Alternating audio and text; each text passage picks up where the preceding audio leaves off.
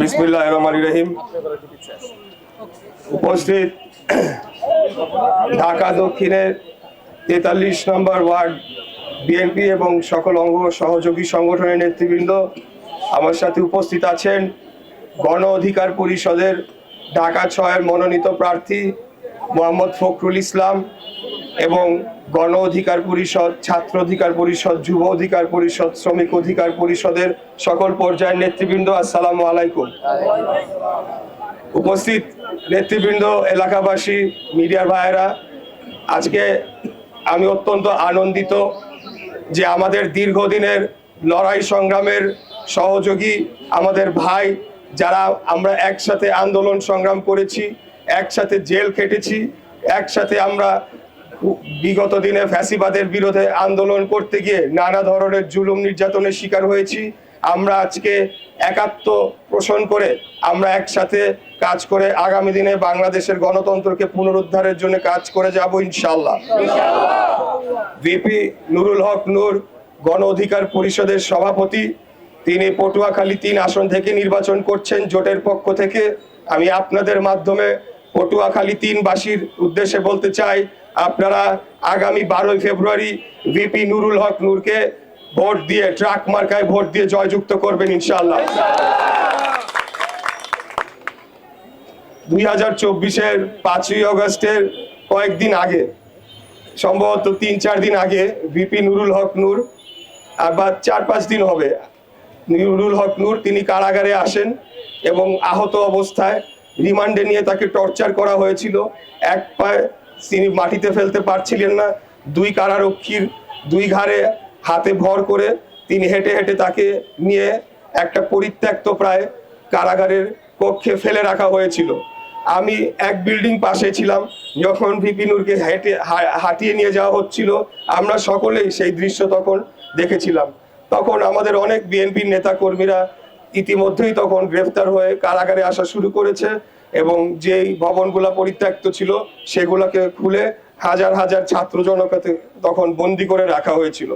পরবর্তীতে যখন 5 তারিখে সেই দুপুর 3টা বা 3:30টার দিকে যখন আমরা ঘোষণা আসলো যে খুনি হাসিনা দেশ ত্যাগ করে পালিয়ে গিয়েছে, তখন আমি কারার কর্তৃপক্ষকে চাপ প্রয়োগ করলাম এবং ভিপি নূরকে সেই পরিত্যক্ত যে ভবন ছিল সেই একটা রুমে রাখা হয়েছিল, সেখান থেকে তাকে নিয়ে এসে আমার রুমে সে থাকলো। সেই রাতটা সে আমার ওখানেই ছিল, আমার রুমেই ছিল। আরো কয়েকজন ছিল আপনাদের গণ অধিকার পরিষদের, নিচ দোতলায় ছিল, আমি 3 তলায় ছিল। তো আমাদের খাবারের সংকট ছিল তখন, কারণ আপনারা জানেন যে কারফিউ চলছিল, বাইরে থেকে খাবার যাচ্ছে না, কারা কর্তৃপক্ষের কাছেও খুব একটা বেশি খাবার মজুদ ছিল না। আমাদের কাছে বিস্কিট টিস্কিট যা ছিল, আমি, ভিপি নূর, আমাদের ঢাকা উত্তরের সভাপতি আমিনুল ভাই, মজনু ভাই, তারপরে এই যে নীরব ভাই, SM জাহাঙ্গীর ভাই, আমরা সবাই একসাথে ছিলাম। এমনকি জামাতে ইসলামের বর্তমান জেনারেল সেক্রেটারি মিয়া গোলাম পারওয়ার সাহেবও আমার অপোজিট পাশেই ছিলেন। আমরা একসাথে খাবার ভাগাভাগি করে খেয়েছি, একজনের খাবার আমরা 4 জন মিলে খেয়েছি। আমাদের মধ্যে সেই স্পিরিটটা কাজ করেছে। তো আগামী দিনে, আগামী 12ই ফেব্রুয়ারি আমরা প্রতিদ্বন্দ্বিতা করব, কিন্তু আমরা ইদানিং লক্ষ্য করতে পারছি যে আমাদের প্রতিদ্বন্দ্বী এক বা একাধিক দল রয়েছে, তারা পরিবেশকে নষ্ট করার জন্য নানা রকম কুরুচিপূর্ণ বক্তব্য তাদের মিড লেভেলের এবং লোয়ার মিড লেভেলের এবং তাদের ছাত্র সংগঠনের লোকজন কথা বলছে। তো যাই হোক, আজকে আমি অত্যন্ত আনন্দিত যে সেই ভিপি নুরুল হক নূর, ওনার সাথে আমার ঘনিষ্ঠতা আরো অনেক আগের থেকে। আমি ওনার একজন বড় ফ্যান। যখন থেকে তিনি ডাকসুর ভিপি নির্বাচিত হয়েছিলেন, তাকে বারবার আহত করা হলো। এমনও দিন গিয়েছে তিনি রোজার মধ্যে ইফতার মাহফিলে যোগ দিতে গিয়েছিলেন ঢাকার বাইরে, রোজা থাকা অবস্থায় তাকে রক্তাক্ত করা হয়েছে। তার একজন সংগ্রামী মানুষ, তাকে আমি অত্যন্ত শ্রদ্ধা করি এবং আমি চাই যে আগামী দিনে আমরা যে নতুন বাংলাদেশ বিনির্মাণ করতে যাচ্ছি, সেখানে ভিপি নুরুল হক নূর তার অগ্রগামী ভূমিকা থাকবে। আমরা সকলেই তাকে সহযোগিতা করব ইনশাআল্লাহ। আমরা তার জন্য দোয়া করি, তিনি যাতে আগামী সংসদে বিজয়ী হয়ে আসেন, সেই দোয়া আমরা অবশ্যই করি। আর আমার ভাই ফখরুল ইসলাম, আজকে থেকে তিনি আমার ভাই। ছাত্র অধিকার পরিষদ আমার ভাই, গণ অধিকার পরিষদ আমার ভাই, যুব অধিকার পরিষদ আমার ভাই। তারা রক্ত দিয়েছে, আন্দোলন করেছে।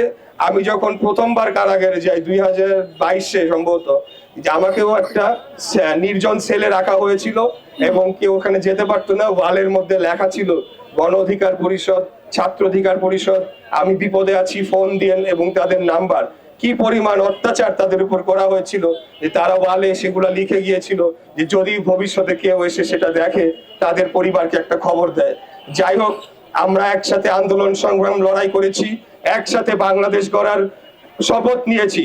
ইনশাল্লাহ আগামী দিনে বাংলাদেশের গণতন্ত্র, বাংলাদেশের স্বাধীনতা, সার্বভৌমত্বকে রক্ষা করব এবং জনগণের অধিকারকে রক্ষা করার জন্য আমরা কাঁধে কাঁধ মিলিয়ে আমাদের এই আন্দোলন সংগ্রামকে তার চূড়ান্ত লক্ষ্যে নিয়ে যাব এবং আগামী বাংলাদেশকে গড়ে তুলব এমন ভাবে যাতে এই দক্ষিণ পূর্ব এশিয়ার অন্যতম শক্তিশালী রাষ্ট্র হিসেবে আমাদের এই দেশ মাথা উঁচু করে দাঁড়াতে পারে ইনশাআল্লাহ। সবাই ভালো থাকবেন, আমার জন্য দোয়া করবেন, আমার ভাই ফখরুল ইসলামের জন্য দোয়া করবেন। আমরা দুজন একসাথে মিলে কাজ করে যাব। এই পুরান ঢাকার এই অঞ্চলে যা সমস্যা রয়েছে, আমার ভাই আছে, আমি আছি, আমাদের নেতৃবৃন্দ আছেন, আমি জনগণকে সাথে নিয়ে আগামী দিনে কাজ করে যাব ইনশাল্লাহ। আপনারা সবাই আমার জন্য দোয়া করবেন। খোদাফেজ। বাংলাদেশ জিন্দাবাদ, বাংলাদেশ জাতীয়তাবাদী দল জিন্দাবাদ।